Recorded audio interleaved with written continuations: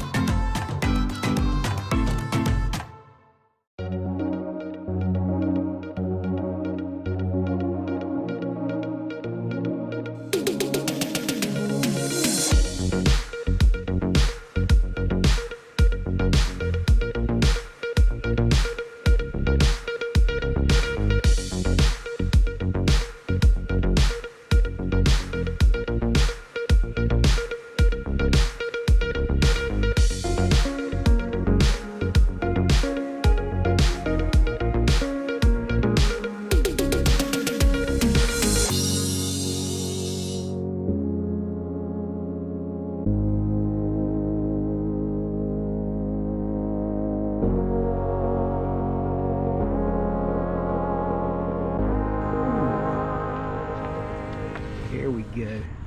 Most important part. Shoe buddy. Alright, we're going to get over here to the wheel covers now. We got them all sitting over. There's no need to dry them because I'm going to do a wet sand on them now. And to do that, I'm going to be using this 220 grit sandpaper. And I've chosen what I think is the worst wheel because you can see where this has been rubbed against curbs throughout the life of its career. And we're going to see if we can't get some of that smoothed down and get it covered up with the paint. I'm going to set the camera up here. All I'm going to do is use regular water, that sandpaper, and get this sanded down. And even though we're all going after these bad abrasions here, we do want to rough up the rest of the surface so that way it has a good place for the new paint to stick to it.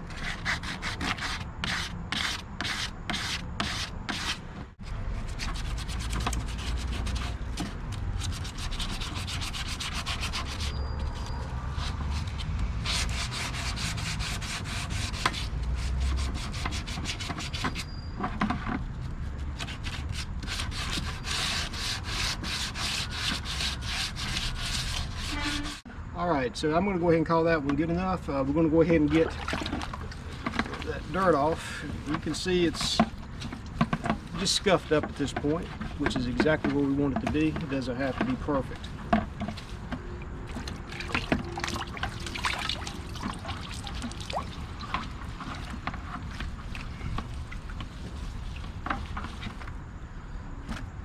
Okay, we're going to call that good enough. I'm going to set this over to dry. I'm going to get the other 3 knocked out. It took me probably about 5 minutes to just light sanding on this to get this the way I want it. And we're going to come back when I get the other 3 done and see how we're looking. All right, I've got those completed now. I've got them out here on a piece of cardboard, because I'm going to, of course, be spray painting here in just a second. We're going to get down a little closer, let you see the job I did. It's not perfect. I could have probably spent another 20 minutes on each one to get every single little bit of the unevenness out of what's going to be underneath our paint, and also get that old red paint off of the H's and all. Now the product I'm going to be using is going to be this Krylon brand paint and primer. Now the right thing to do would be to go ahead and prime these, let them dry, wet sand the prime, and then go back over it with the paint, but we're not going after the pro job. And this is the color that I went with. I don't know if you can see the metal flake in that. Probably going to regret that, a little darker than the original ones, but we'll see how it turns out. So all I'm going to do is give this can a good shake.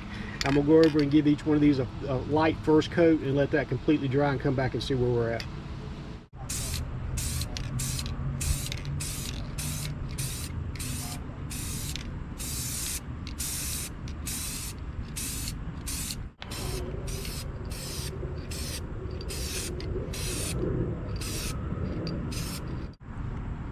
Okay, let's see what we got here. That first one, not looking too bad just yet. We'll let that dry while I'm giving the other ones their first coat. We'll come back when I'm ready to put the second coat on this one. Okay, I've got the first coat on all 4 of them now.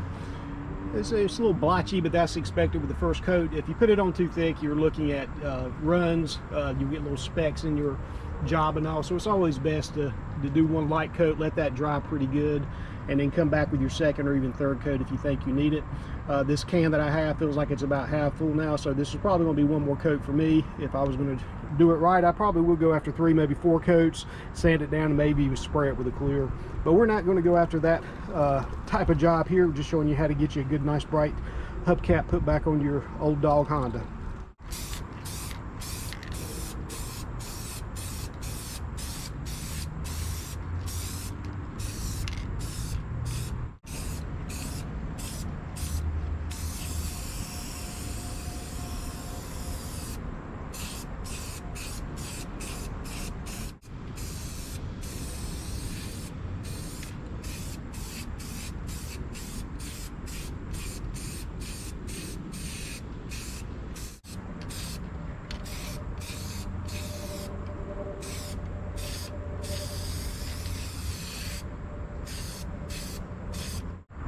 Alright guys, it's going to be the final product. I did get about 3 coats on, so that's not going to be too shabby for what we did.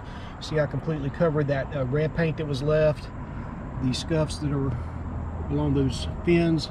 You can see pretty much not noticeable. There's a little bit of one there you can see, but there you have it. We will come back and I'll get these mounted back up, but I'm going to give these a good opportunity to dry. So there you have it guys. For a can of spray paint, about 1.5 hours of your time, you can get your old wheel covers looking nice and bright and new again. Now actually this color that I've selected is probably too dark for this car. To go back and do it again, I would brighten that up a little bit, but we're going to go with what we have. It's 100% better than what it used to look like. I'll give you some before and after here so you can see what we're talking about.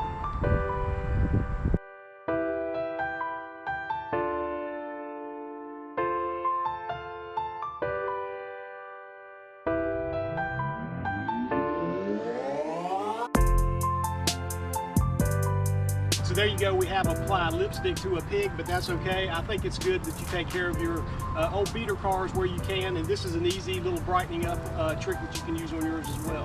With that being said, I hope that you'll join me for the next video. Thank you for watching.